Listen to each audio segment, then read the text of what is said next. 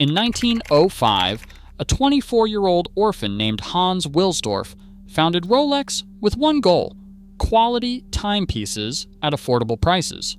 The first Submariner cost $150. Adjusted for inflation, that is about $1,400 today. The actual price right now is over $10,000, and you still cannot buy one, not because they are sold out, because you have not spent enough on jewelry first.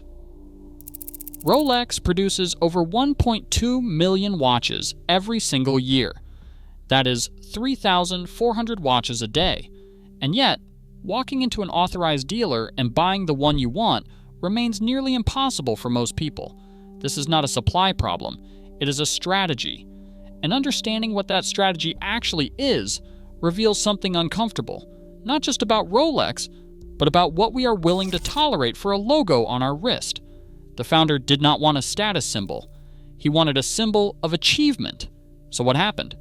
To understand why everyone suddenly hates Rolex, you need to understand what Rolex was supposed to be. Hans Wilsdorf was an orphan from Bavaria who moved to London and, at 24, founded a company with his brother-in-law, Alfred Davis. Their mission was simple: make reliable wristwatches that ordinary people could afford. At a time when pocket watches dominated, Wilsdorf believed the future sat on your wrist. He was right. By 1910, a Rolex became the first wristwatch to receive the Swiss Certificate of Chronometric Precision. By 1926, they invented the waterproof Oyster case. By 1953, they launched the Submariner, a purpose-built dive watch rated to 100 meters, priced at $150. That's roughly what a working professional earned in a week. The Submariner wasn't luxury, it was equipment. Divers, military personnel, and explorers wore it because it worked, not because it impressed anyone at dinner. Now here's the number that should bother you. If you adjust that original price of $150 for inflation alone, a Submariner today should cost roughly $1,400. Instead, it costs over $10,000 at retail. That's not inflation. That's repositioning. Somewhere between the 1950s and now, Rolex stopped selling tool watches and started selling identity. Wilsdorf himself was explicit about this. He wanted Rolex to be a symbol of achievement, not a symbol of status. He reportedly became agitated if anyone characterized his watches as status symbols. He priced them just above the middle class on purpose, attainable if you worked hard enough, not reserved for the already wealthy. When Wilsdorf died in 1960, he left the entire company to a charitable foundation. He did not want shareholders. He did not want quarterly earnings pressure. He wanted the watches to stay great. The foundation still owns Rolex today, and the watches are still great. But the brand Wilsdorf built to reward hard work now requires a different kind of work entirely.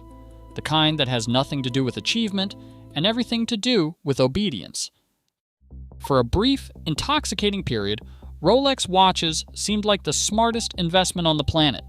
Between 2020 and early 2022, secondary market prices for popular steel models went vertical. A stainless steel Daytona that retailed for around $14,000 was selling for over $53,000 on the gray market. Submariner premiums doubled.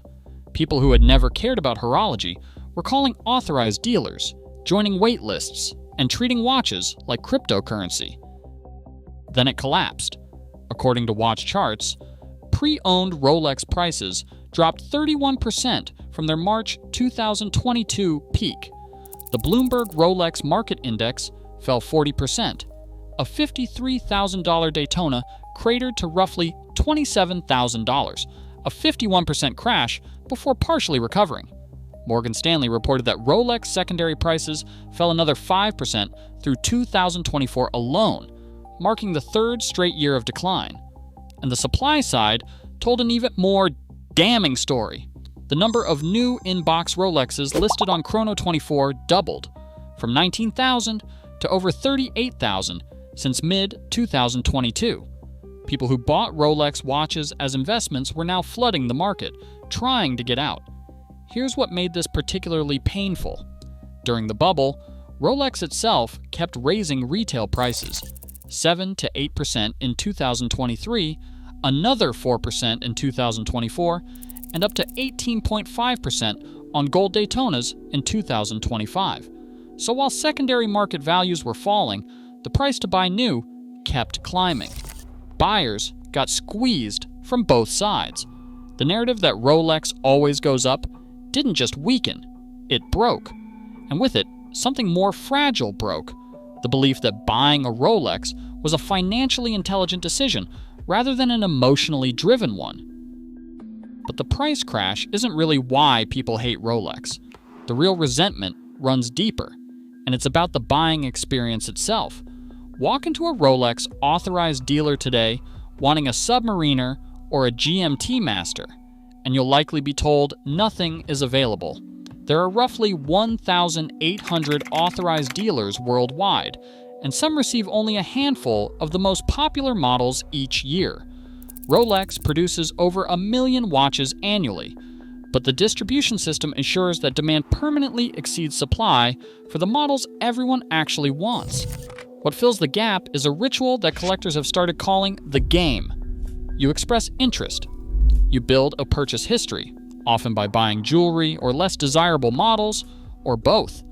You cultivate a relationship with your sales associate. You visit regularly, you wait, and then, maybe, you get the call.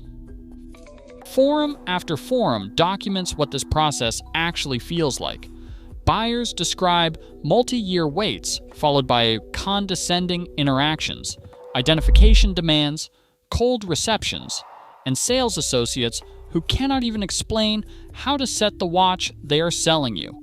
One collector put it perfectly: if that sounds like a messed up way to live your life, trust your instincts. Hans Wilsdorf dreamed of putting a watch on every wrist. He built a foundation specifically to keep Rolex independent from shareholder pressure. And today, his company makes you audition for the privilege of spending $10,000. This is the real source of the backlash, not the price, not the quality, which remains exceptional. It is the humiliation, the growing sense that Rolex does not sell watches to people who love watches. It sells access to people willing to perform loyalty. And once you see it that way, the crown on the dial stops looking like craftsmanship and starts looking like a velvet rope. So what does all of this actually mean? Rolex makes some of the finest mechanical watches on Earth. That has not changed. The movements are bulletproof. The finishing is impeccable.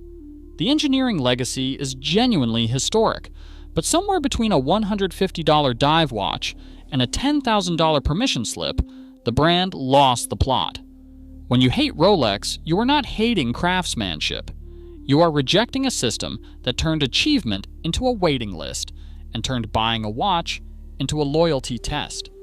The smartest collectors already figured this out.